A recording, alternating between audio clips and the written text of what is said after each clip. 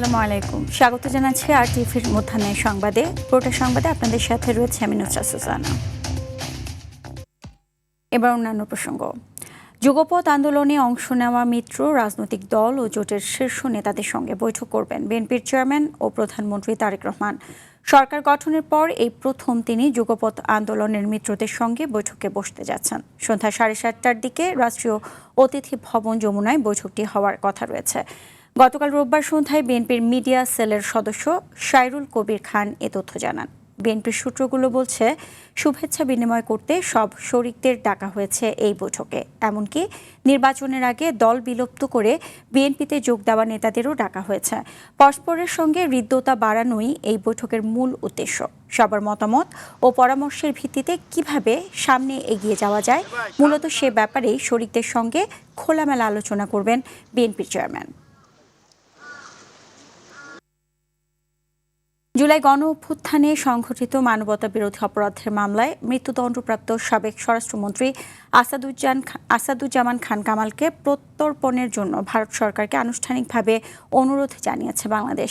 এ লক্ষ্যে পররাষ্ট্র মন্ত্রণালয়ের মাধ্যমে ভারতকে চিঠি পাঠানো হয়েছে বলেও জানানো হয়। সকালে আন্তর্জাতিক অপরাধ ট্রাইব্যুনাল সংশ্লিষ্ট সূত্র বিষয়টি নিশ্চিত করে জানায়, আসাদুজ্জামান খান কামালকে ফেরত চেয়ে পাঠানো চিঠির সঙ্গে তার বিরুদ্ধে ট্রাইব্যুনালের দেয়া মৃত্যুদণ্ডের রায়ের কপিও ভারত সরকারের কাছে পাঠানো হয়েছে।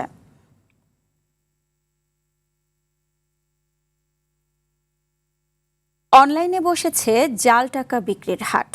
প্রকাশ্যে বিজ্ঞাপন দিয়ে চলছে বিক্রি।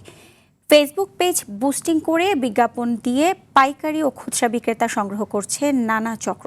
রয়েছে প্রায় 100 খানেক ফেসবুক পেজ। ঘরে বসে অর্ডার করলেই মিলছে জাল টাকা। সারা দেশে দেওয়া হচ্ছে হোম ডেলিভারি সুবিধা, যা দেখেও নীরব ভূমিকায় আইন শৃঙ্খলা বাহিনী।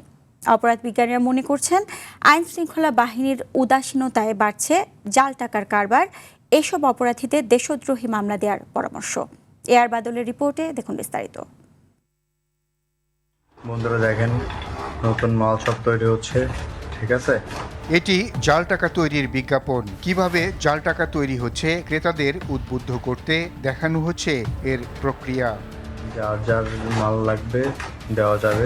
অনেকে জাল টাকা তৈরিতে ব্যবহৃত আসল টাকার মতো নিরাপত্তা চিহ্নগুলো দেখাচ্ছেন। এরকম অনেক পেজের দেখা মিলে সামাজিক যোগাযোগ মাধ্যমে। বিভিন্ন এলাকা টার্গেট করেও দেয়া হচ্ছে জাল টাকা বিক্রির বিজ্ঞাপন। দেয়া আছে মোবাইল নম্বরও। যোগাযোগ করতে বলা হচ্ছে হোয়াটসঅ্যাপে। জাল টাকা বিক্রি প্রতিরোধ নামের পেজে জাল টাকার মূল্যে দেখা যায় 50 টাকার নোটে 1 লাখে দিতে হবে 16,000, 50,000 নিলে 8,000 টাকা, 100 ও 200 টাকার নোট 1 লাখে দিতে হবে 14,000, 50,000 নিলে 7,000, 50 ও 100 টাকার নোট লাখে 12,000। অর্থাৎ নোট যত বড় রেটও তত কম।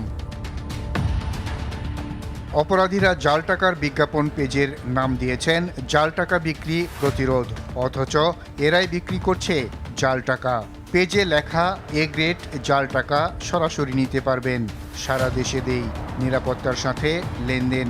প্রতারক থেকে সাবধান, যাচাই করে মাল নিন, যেন এরা অপরাধী নয়, সাধু চক্র। শুধু কথার ফুলঝুরি নয়, জাল টাকা বক্সে ভরে কিভাবে অর্ডার সামলাচ্ছেন তারও ভিডিও করে দিয়েছেন ফেসবুকে। এই যেন জামা কাপড় বা অনলাইনে কোনো বৈধ ব্যবসার বিজ্ঞাপন। সোশ্যাল মিডিয়া ভাসছে এরকম বিজ্ঞাপনে। হোয়াটসঅ্যাপে যোগাযোগের পরামর্শ দেন প্রতারকরা।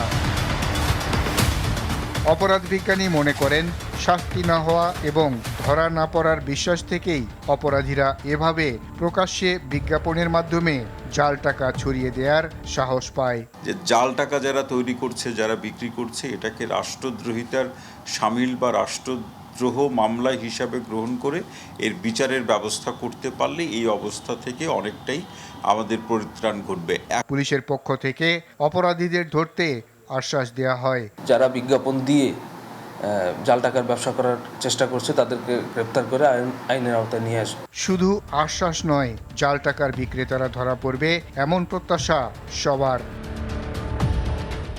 এআর বাদল, RTV, ঢাকা। গাজীপুরের টঙ্গীর হাজী মাজার বস্তিতে অভিযান চালিয়ে মাদকদ্রব্য ও মাদকদ্রব্য সেবনের বিভিন্ন সরঞ্জাম সহ 5 নারী সহ 40 জনকে আটক করেছে পুলিশ। রোববার সন্ধ্যা থেকে রাত 10টা পর্যন্ত এই অভিযান চলে। এ সময় বস্তির একটি কক্ষ থেকে 270 গ্রাম হেরোইন, 20 পিস ইয়াবা ও মাদক সেবনের সরঞ্জাম জব্দ করা হয়। অভিযানের নেতৃত্ব দেন গাজীপুর মেট্রোপলিটন পুলিশের অতিরিক্ত পুলিশ কমিশনার মোহাম্মদ বেলায়েত হোসেন। মাদকদ্রব্য বিক্রি ও সেবন বন্ধ করতে হাজী মাজার বস্তি ও আশপাশের এলাকায় থানা পুলিশের পাশাপাশি আর্মড পুলিশ ব্যাটালিয়নের 100 সদস্য মোতায়েন করা হয়েছে।